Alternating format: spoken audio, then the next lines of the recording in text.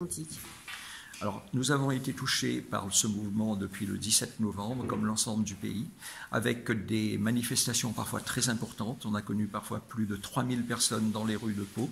Il y a eu également, encore il y a 15 jours, une manifestation avec 1000 personnes dans les rues de Bayonne.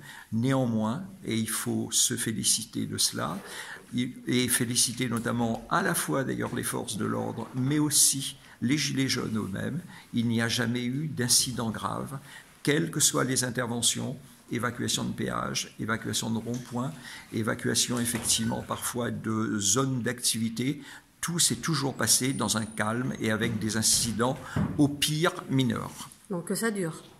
Bien entendu, il faut que ça dure. Il nous appartient à nous, responsables de l'ordre public, de nous préparer à toute éventualité. C'est pour cela que des moyens en force mobile sont demandés presque systématiquement maintenant le week-end. C'est pour cela que nous rassemblons toutes les forces disponibles, policiers et gendarmes, de manière effectivement après à faire face à toute éventualité.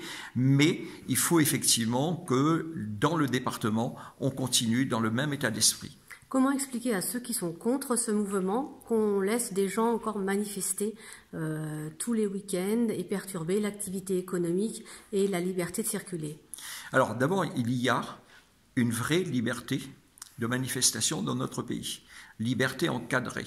La règle est déclaration, avec en particulier un parcours qu'on discute avec les pouvoirs publics et ce qui permet à la fois de négocier ce parcours et le cas échéant de discuter également de l'encadrement de la manifestation. Néanmoins, et il faut aussi le rappeler, tout au long de l'année, nous avons très régulièrement des manifestations. Je vais vous en citer quelques exemples. Les opposants au transport de matières dangereuses sur la route nationale 134, les opposants à la réintroduction des 2 ours, les opposants à telle ou telle réforme gouvernementale. Il arrive assez régulièrement donc que nous ayons des manifestations non déclarées. À ce moment-là, s'engage une discussion de manière effectivement à ce que le trouble apporté à la circulation, le trouble qui est apporté à la liberté d'aller et venir, reste raisonnable dans le temps. Au-delà d'un certain délai, systématiquement, nous réunissons les forces de l'ordre et nous faisons évacuer.